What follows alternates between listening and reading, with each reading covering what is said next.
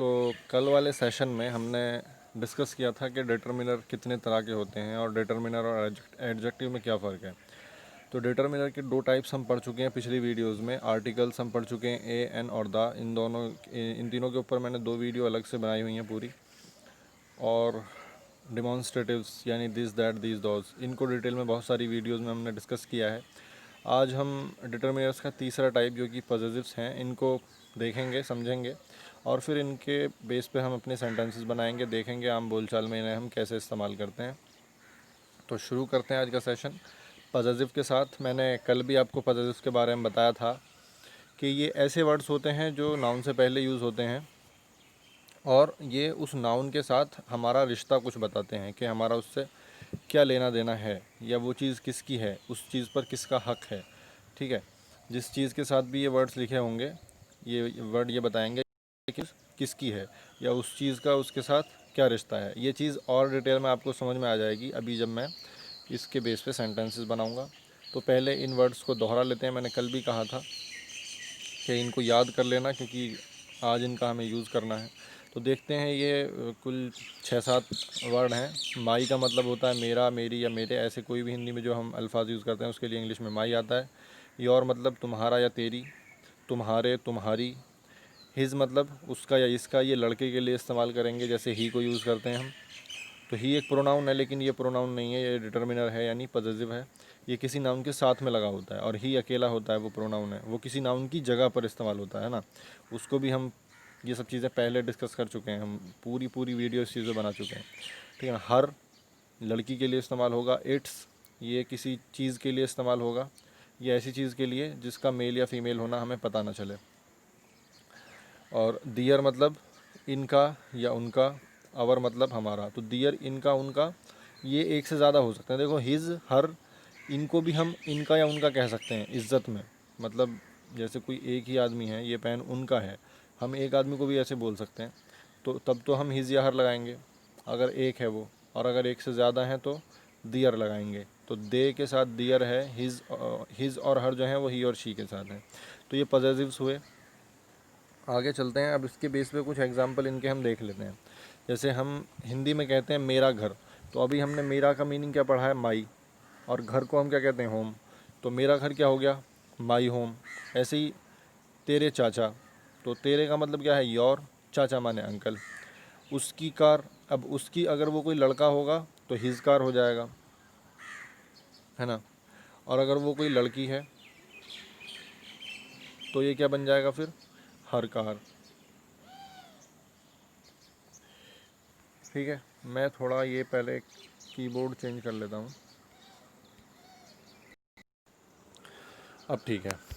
तो लड़की होगी तो हम कहेंगे हर कार यानी उसकी कार, और लड़का होगा तो हिज कार। तो ये उसकी कार भी हो सकती है, इसकी कार भी हो सकती है ना। जो हमारे पास कोई खड़ा होगा तो हम कहेंगे इसकी कार यानी हिज कार या हर कार। ठीक है। और कोई हमसे थोड़ा तो उसकी कार यानी हिज कार या हर कार। उसकी ज़रूरी नहीं वो हमसे दूर भी हो, कोई हमारे पास नहीं है लेकिन किसी की कार खड़ी है, हम उसके बारे में बात कर रहे हैं, वो हमारे आमने सामने कहीं दूर भी नहीं है, कहीं अलग ही खड़ा है, वो पता भी नहीं कहाँ है, तब भी हम ये अल्फाज यूज़ करते हैं। तो इंग्लिश में इसके लिए हिज और हर का यूज़ होगा। ऐसे ही उसका हार, तो आमतौर पर लड़कियां हार पहनती हैं तो मैंने लिखा हर नेकलेस।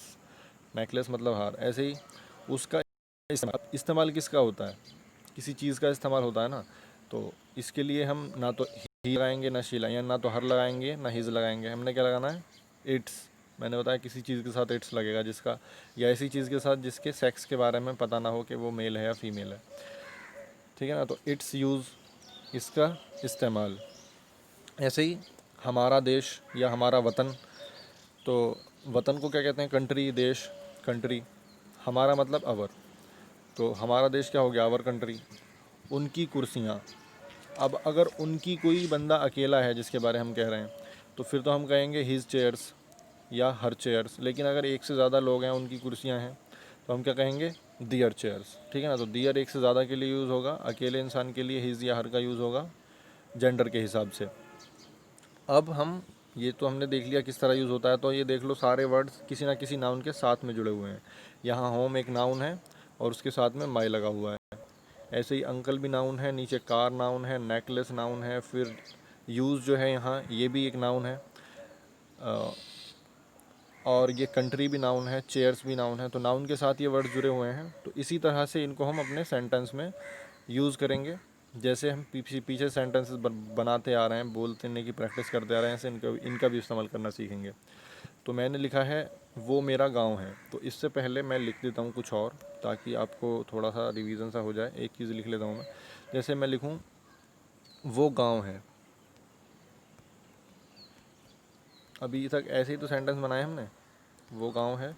तो इसको हम क्या लिखेंगे, दैट इज़ विलेज।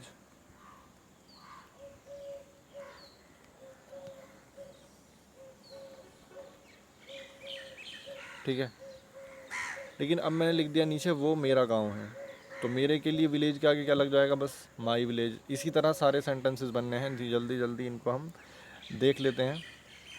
वो मेरा गांव है यानी दैट इज़ माई विलेज।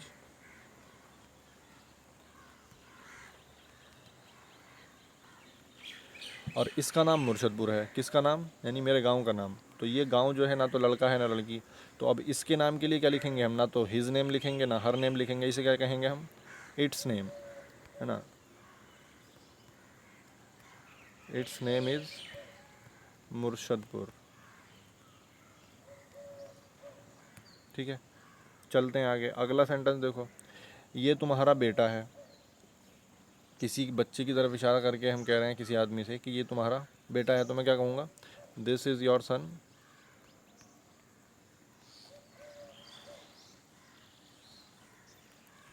और इसकी किताब पुरानी है।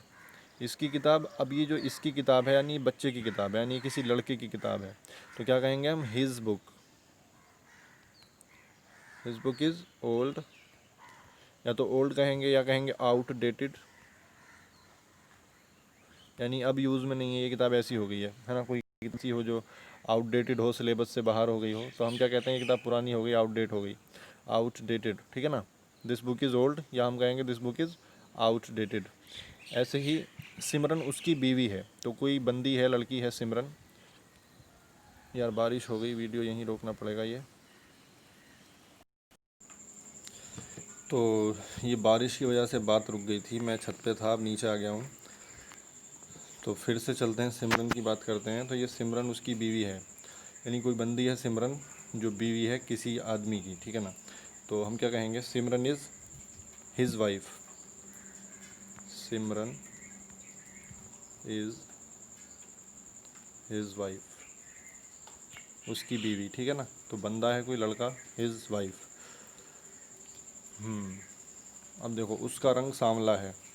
तो कोई लड़की है जिसको मैं कह रहा हूँ कि उसका रंग सांवला है, या मान लो सिमरन की ही बात हो रही है, तो उसका रंग यानी हर रंग, यानी चेहरे के रंग की जब हम बात करते हैं तो उसे कॉम्प्लेक्शन बोलते हैं। हर कॉम्प्लेक्शन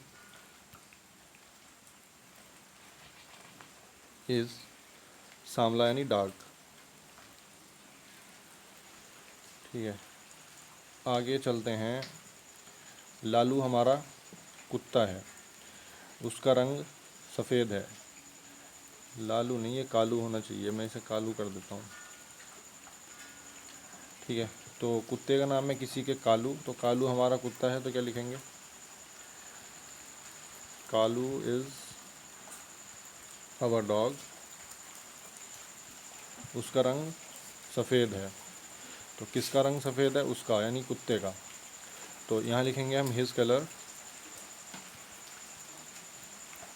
इज़ वाइट। ठीक है, कुत्ता भी चूँकि मेल होता है इसलिए उसके साथ भी हम हिज का यूज़ करेंगे। यहाँ क्या है, ये हमारी गाय हैं, तो दिस इज़ अवर काव।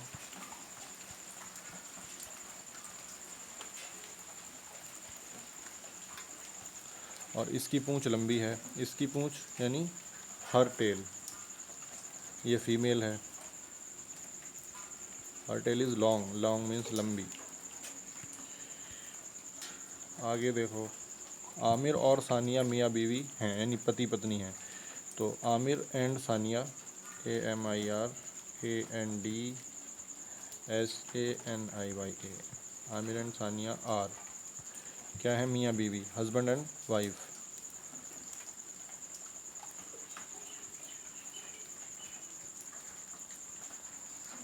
ठीक है। उनके बच्चे शरारती हैं। अब उनके बच्चे, ये एक नहीं है कोई, ना लड़का है ना लड़की, ये एक से ज़्यादा लोग हैं, दो हो रहे हैं। तो यहाँ क्या यूज़ करेंगे हम, dear children, THEIRCHILDREN, dear children are naughty, NAUGHTY, dear children are naughty, उनके बच्चे क्या हैं, शरारती हैं।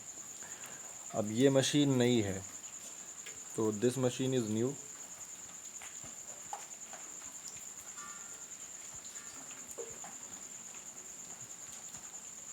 इसका इस्तेमाल बहुत आसान है। तो इसका इस्तेमाल यानी इट्स यूज़ इज़, बहुत मतलब वेरी आसान, मतलब इजी, वेरी इजी। ठीक है। तो इन सेंटेंसेस में हमने सारा इन सब का यूज़ किया है, जितने भी ये पॉजिटिव्स हैं, my, your, his, its, her, our, their. ठीक है ना। तो अब ये इन सेंटेंसेस के अंदर कुछ वोकेबलरी भी आ गई है, यानी कुछ वर्ड्स जो तुमको पता होने चाहिए, और आमतौर पे पता ही होंगे ये वर्ड्स। गाँव को विलेज कहते हैं, बेटे को सन कहते हैं, बीवी को वाइफ कहते हैं। तो ये दो रिश्ते हो गए, सन और वाइफ। इसके अलावा बहुत सारे रिश्ते हैं, वो आपको डिक्शनरी में देख के याद करने चाहिए। पुरानी कोई चीज़ है, ओल्ड होती है, आउटडेटेड होती है। बच्चे को चिल्ड्रन बोलते हैं, शरारती को नॉटी, पूंछ टेल हो गई, लंबी लॉन्ग हो गई। अब ऐसे ही आप डिक्शनरी में खोल के छोटी मोटी इस तरह के मीनिंग देखो। कुत्ता डॉग, गाय हो गई काव, और जितने भी जानवर हैं वो मीनिंग्स आप देख सकते हैं, जिसकी आपको ज़रूरत पड़े। डिक्शनरी खोल के हिंदी से इंग्लिश वाली डिक्शनरी अपने साथ रखिए, या गूगल पे भी आप कोई नाम सर्च करेंगे, उसके आगे लिख देंगे मीनिंग इन इंग्लिश, तो वो भी आपको उसका मीनिंग बहुत सारी वेबसाइट्स दिखा देंगी।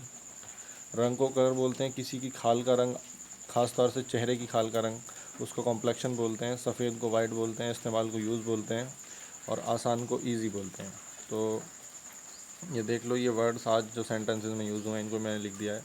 तो इस तरह के आप भी वर्ड डिक्शनरी में से देख के जो आपको इस्तेमाल करने हों, उनका मीनिंग याद करो।